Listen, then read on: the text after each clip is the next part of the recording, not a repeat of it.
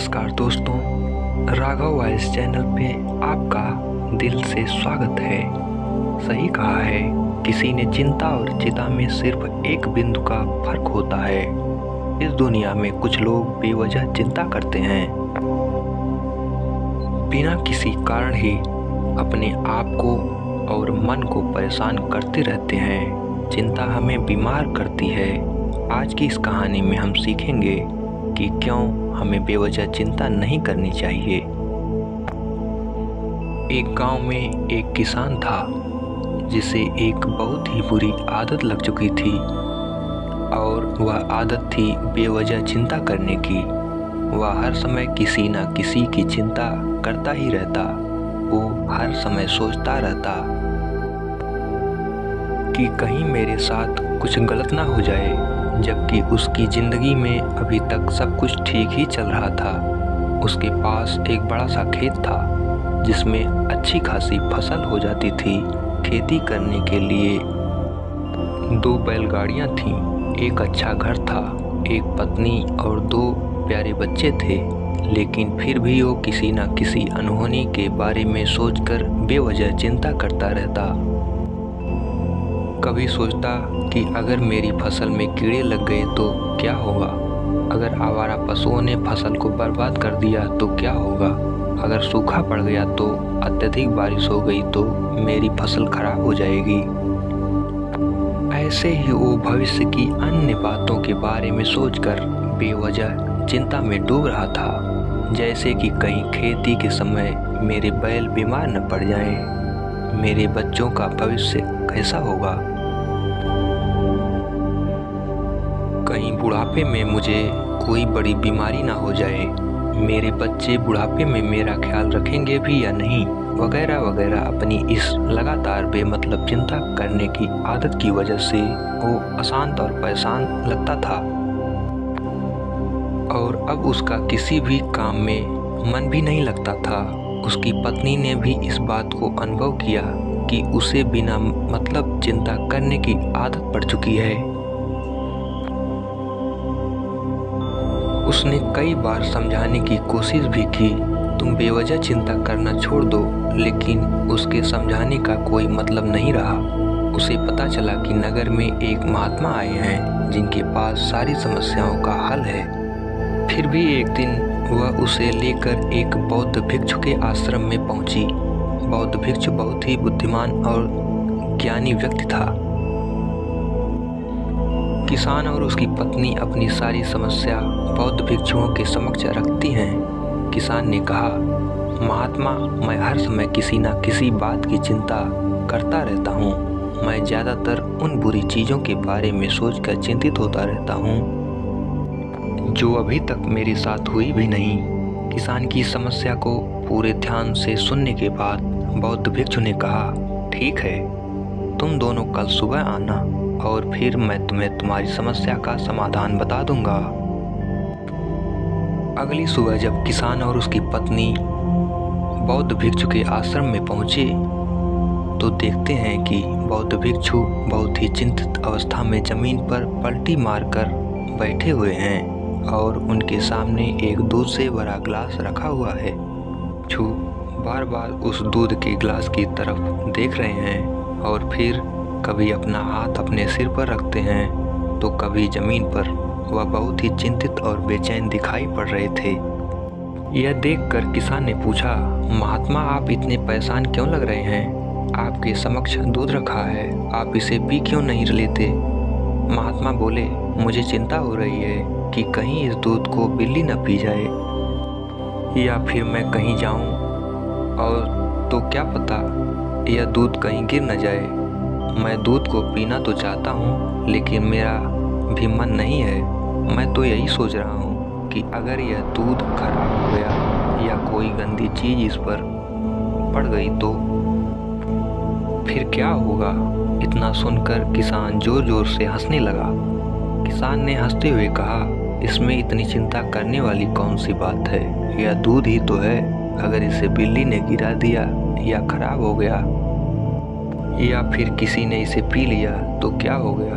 यह आपको दोबारा मिल जाएगा, और वैसे भी आपका चिंता करना व्यर्थ है, क्योंकि ना तो अभी इसे बिल्ली ने गिराया है, ना ही खराब हुआ है, और ना ही अभी इसे किसी ने पिया है, और हो सकता है कि भविष्य में ऐसा हो भी न। किसान के मुंह से यह बातें सुनकर बौद्ध भिक्षु मुस्कुराए और बोले, मैं भी तो तुम्हें यही समझाने का प्रयास कर रहा हूँ कि भविष्य की उन घटनाओं की चिंता करना व्यर्थ है जो अभी हमारे साथ हुई ही नहीं, और बहुत बड़ी संभावना है कि वह कभी होगी भी नहीं। अगर होगी तो जिस चीज़ को तुम एक बार हासिल कर सकते हो उसे तुम दोबारा भी हासिल कर सकते हो, और अगर नहीं कर पाए तो कोई बात नहीं, क्योंकि समस्याओं के आने के साथ ही उन समस्याओं का सामना करने की हिम्मत भी अपने आप ही आ जाती है। यह बातें सुनने के बाद किसान को लगा जैसे किसी ने उसके गाल पर एक थप्पड़ मारकर उसे नींद से जगा दिया हो। उसे महसूस हुआ कि वह भी तो यही गलती कर रहा है। वह भी तो भविष्य की उन घटनाओं के बारे में सोचकर चिंतित हो रहा है जो अभी तक घटी ही नहीं, और शायद कभी घटेंगी भी नहीं। किसान और फिर बौद्ध भिक्षु के चरणों में गिर पड़ा और कहने लगा, इतनी आसानी से मेरी गलती का एहसास करवाने के लिए आपका बहुत बहुत धन्यवाद, और मैं आज से पूरा प्रयास करूँगा।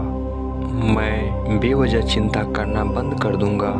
जापान में एक लोकप्रिय कहावत है, अगर तुम चलते रहो तो सिर्फ चलो, अगर तुम खा रहे हो तो सिर्फ खाओ, लेकिन एक समय में सिर्फ एक ही काम करो, चिंता न करो। इस लोकप्रिय कहावत के अर्थ ने मुझे हैरान कर दिया, और सच कहूँ तो मुझे ऐसा लगता है कि कहावत के अर्थ में ही वो राज छुपा है, जिसे अगर किसी ने अच्छे से समझ लिया और अपने जीवन में उतार लिया तो वो चिंता के बंधन से ही हमेशा हमेशा के लिए मुक्त हो जाएगा। इस कहावत के अर्थ के बारे में हम आगे बात करेंगे, लेकिन उससे पहले देखते हैं कि हमारे दिल दिमाग में इस तरह के विचार ज़्यादा चल रहे होते हैं। पहला, क्या मैंने यह बात सही से किया? दूसरा, क्या मैं इसे और बेहतर कर सकता था? तीसरा, इसका परिणाम क्या होगा? और चौथा, लोग मेरे और मेरे काम के बारे में क्या सोच रहे होंगे? यह ऐसे कुछ विचार हैं जो हमारे दिमाग के सिस्टम में ज़्यादातर समय चलते रहते हैं, लेकिन हमें पता नहीं चलता, क्योंकि हमने इन विचारों के साथ जीना सीख लिया है। और हमारा दिमाग काम भी ऐसे ही करता है कि अगर हमने इसे किसी काम को कई बार करवा लिया तो फिर ये उसे अपनी आदत बना लेता है, और फिर हमारे चाहे बिना भी उस काम को करने का प्रयास करता है। शुरुआत में तो हम किसी भी काम को अपनी इच्छा से पूरे होशो हवास में करते हैं, लेकिन बाद में वो हमारी आदत बन जाता है, और फिर हम बस बेहोशी की हालत में बिना सोचे समझे उस काम को करते चले जाते हैं।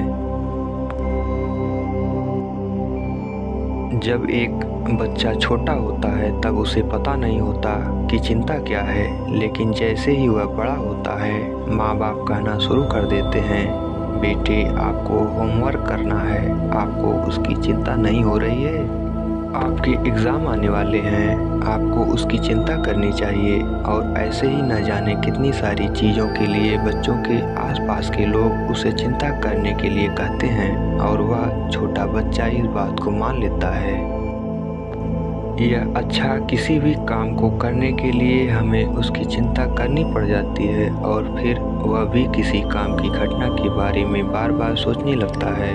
शुरुआत में तो वह यह काम जानबूझकर करता है, लेकिन धीरे धीरे उसका मन इसे अपनी आदत बना लेता है, और फिर ना चाहते हुए भी उसका मन एक ही विचार के बारे में बार बार सोचता रहता है, और फिर वह अपनी पूरी जिंदगी चिंता के इस जाल में फंसकर रह जाता है। लेकिन अब प्रश्न यह उठता है कि इसका समाधान क्या है? तो इसका समाधान ऊपर बताई गई जिन कहावत का अर्थ यानी जागरूकता में हमें अपने विचारों के प्रति जागरूक होना पड़ेगा। हमें थोड़ी देर रुककर इस बात पर ध्यान देना होगा कि कहीं हम ना चाहते हुए भी एक ही घटना के बारे में तो बार बार नहीं सोच रहे हैं। हमें पूरी जागरूकता के साथ यह देखने का प्रयास करना होगा कि पूरे दिन हमारे अंदर इस तरह के विचार उठते रहते हैं। अब आप पूछ सकते हैं केवल जागरूकता क्या करेगी? मैं कहता हूँ यह काफ़ी है। यह मन को शांत करने के लिए पर्याप्त है, मन को अपने स्वभाव का एहसास कराने के लिए पर्याप्त है। और जीवन में जागरूकता लाने का सबसे आसान तरीका है ध्यान करना।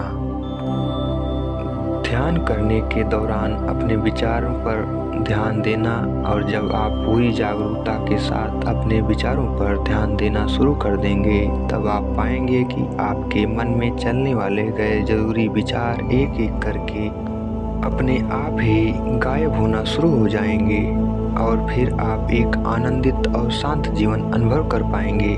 बाकी अगर ये कहानी आपको अच्छी लगी हो तो इस स्टोरी को अपने दोस्तों को ज़रूर शेयर करें और ऐसी कहानी सुनने के लिए राघव वॉइस चैनल को सब्सक्राइब करें। तब तक मिलते हैं हम आपसे ऐसे ही एक और प्रेरणादायक कहानी के साथ अगली बार। धन्यवाद। आपका दिन शुभ हो।